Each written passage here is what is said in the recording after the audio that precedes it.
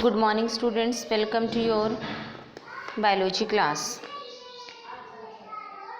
Dear students, we are discussing about respiration life process.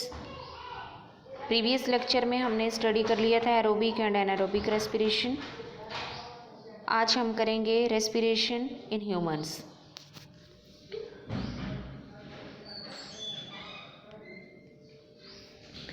Respiration जो है it occurs through different organs in terrestrial organisms. Different land animals में different respiratory organs हैं जो कि oxygen को observe करते हैं इन द एटमॉस्फेयर. और जैसे फॉर एग्जांपल गिल्स हैं फिश में, फिश के अंदर गिल्स,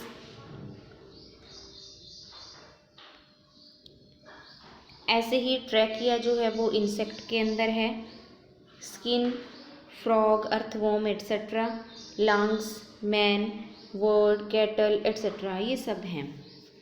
तो जो सारा पाथवे जब भी ऑक्सीजन का है वो कैसे चलता है कि ऑक्सीजन रिच एटमॉस्फेयर से जो एयर है वो एयर पैसेज के थ्रू रेस्पिरेटरी स्ट्रक्चर तक पहुंचती है और फिर ब्लड के जरिए डिफरेंट पार्ट्स तक जाएगी.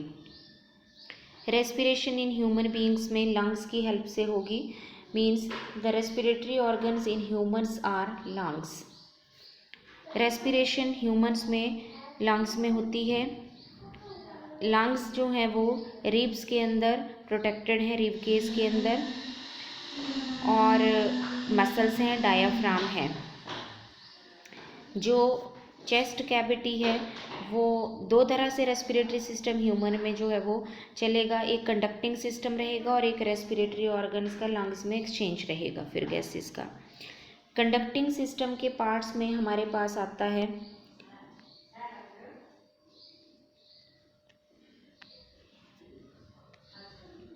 सबसे पहले नेजल कैविटी, सेकेंड फेरिंक्स, फिर लेरिंक्स, ट्रैकिया, ब्रोंकाई, ब्रोंक्यूल्स. इसके बाद रेस्पिरेटरी सरफेस लंग्स में. नेज़ल कैविटी में क्या होता है आपको पता है, नोज़ में दो ओपनिंग्स हैं जिनको हम नॉस्ट्रल्स कहते हैं. Nose has two openings, they are known as nostrils. Entry जो है एयर की वो थ्रू नॉस्ट्रल होगी रेस्पिरेटरी सिस्टम में. अब नॉस्ट्रल्स के अंदर हेयर लगे हुए हैं इनर सरफेस पे, and mucus is also there to check the and clean the inhaled air. It prevent the entry of dust particles into the system. Nostril जो है वो नेजल कैविटी के अंदर खुलती है. ओके. इसके बाद जो फर्स्ट पार्ट है ये रेस्पिरेटरी सिस्टम का, इसमें सिलिएटेड एपिथेलियम लगा हुआ होता है जो क्लीन करता है एयर को, वार्म करता है एयर को बॉडी सरफेस तक ताकि वो अंदर जाए तो वो टेम्परेचर उसका उतना हो गया हो बॉडी के जैसे. फेरिंक्स,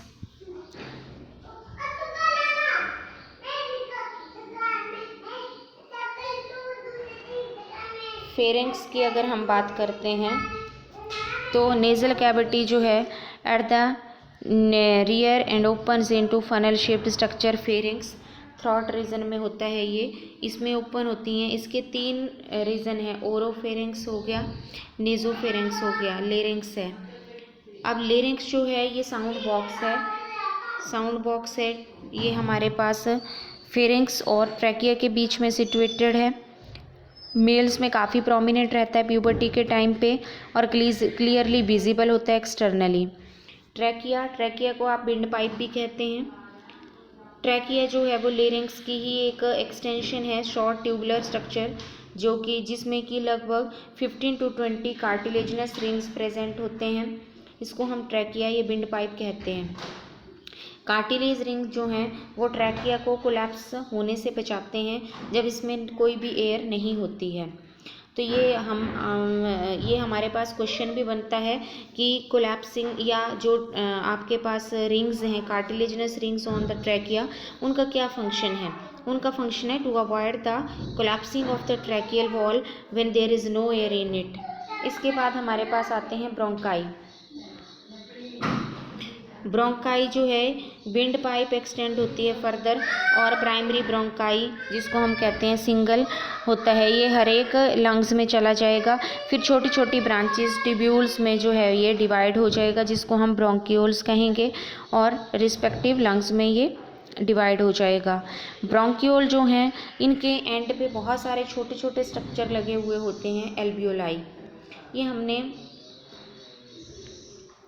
ये एल्वियोलाई जो होते हैं ये सैक लाइक स्ट्रक्चर्स हैं, बंचेस में प्रेजेंट होते हैं, जिस तरह से ग्रेप्स के बंचेस होते हैं, ताकि लार्ज सरफेस एरिया इंक्रीज हो सके। ये क्वेश्चन भी बहुत बार आता है पेपर में कि जो एल्वियोलाई है वहाँ पे गैसियस एक्सचेंज क्यों पॉसिबल है। तो यहाँ पे इसलिए पॉसिबल है क्योंकि एल्वियोलाई एक तो लार्ज सरफेस एरिया प्रोड्यूस करते हैं, दूसरा एल्वियोलाई की मेम्ब्रेन थिन होती है, इजीली डिफ्यूज़न हो जाता है, और यहाँ पे पार्शियल प्रेशर जो है वो भी अकॉर्डिंग टू नीड होता है, और तीसरा जो इसमें वेस्कुलर सप्लाई है, ब्लड सप्लाई है, वो भी काफ़ी अच्छी होती है, रिचली वेस्कुलराइज्ड होते हैं ये।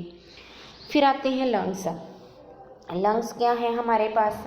लंग्स हैं सैक लाइक स्ट्रक्चर्स, लंग्स हैं हमारे पास बैग लाइक स्ट्रक्चर्स। ये थोरेसिक कैविटी में प्रेजेंट है। हर एक लंग जो है वो 2 मेम्ब्रेन से कवर होता है। लंग्स के अंदर फ्लूइड भरी होती है, जिसको हम प्लूरल फ्लूइड के नाम से जानते हैं। लंग्स का काम होता है ऑक्सीजन की इनटेक करना एयर से, और उसको लंग्स के अंदर पैक करना, और कार्बन डाइऑक्साइड को बाहर देना, यानी एक्सहेलेशन और inhalation. They purify the blood by supplying oxygen to it and remove the carbon dioxide from the blood. ये काम होता है लंग्स का। इसके बाद हमारे पास आते हैं inhalation process, inspiration, intake of air into the lungs.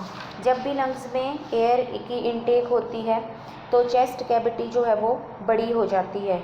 Chest cavity बड़ी हो जाती है जिसकी वजह से मतलब रिब्स जो हैं वो बाहर की तरफ को पुश हो जाती है मसल्स की वजह से, और डायफ्राम नीचे हो जाता है अपने ओरिजिनल पोजीशन से, कॉन्ट्रैक्ट पोजीशन में आ जाता है, और चेस्ट कैविटी खुल जाती है, एयर आ जाती है अंदर।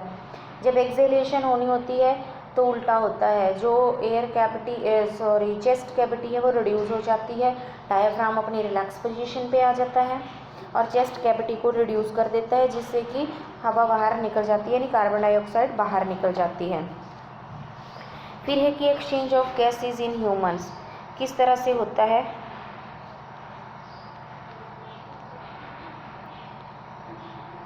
टिश्यूज़ के अंदर गैसेज का एक्सचेंज किस तरह से होगा।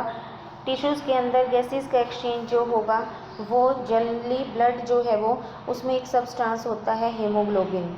डिफ्यूज़न प्रेशर के अकॉर्डिंग होगा, पार्शियल प्रेशर के अकॉर्डिंग होगा गैसेज का, और हीमोग्लोबिन जो है उसके साथ कंबाइन होके चला जाता है, कुछ तो ऑक्सी हीमोग्लोबिन की फॉर्म में चला जाएगा, तो इस तरह से कुछ डिज़ोल्व फॉर्म में चली जाएगी ऑक्सीजन। इसी तरह CO2 जो है वो हीमोग्लोबिन के साथ कार्बो अमीनो हीमोग्लोबिन फॉर्म करती है और रिमूव हो जाती है, सॉल्युबल फॉर्म में भी हो जाती है। ये CO2 जो है वो ज़्यादा सॉल्युबल है वाटर में देन द ऑक्सीजन, ठीक है। तो इस तरह से जो रेस्पिरेशन है वो ह्यूमंस में कंप्लीट हो जाती है। सबसे पहले ऑक्सीजन कहाँ एंटर करेगी? थ्रू नॉस्ट्रिल, फिर नॉस्ट्रिल से एंटर करेगी नेजल कैविटी से फेरेंक्स, फेरेंक्स से लेरेंक्स में, लेरेंक्स से ट्रैकिया विंड पाइप में, ट्रैकिया से ब्रोंकाई, ब्रोंकाई से ब्रोंक्यूल्स में, फाइनली एल्वियोलाई में, और फिर उसके बाद जो है ये ब्लड जो है इसको फाइनली ऑब्जर्व कर लेगा और टिश्यूज़ तक डिस्ट्रीब्यूट कर देगा। तो ये आपका आज ह्यूमन का सिस्टम जो है रेस्पिरेटरी ये ओवर हो जाता है। इससे रिलेटेड कोई क्वेरी होगी तो पूछ लेंगे, क्वेश्चंस भेज दिए जाएंगे, वो कर लेने हैं। Okay, thank you, have a nice day.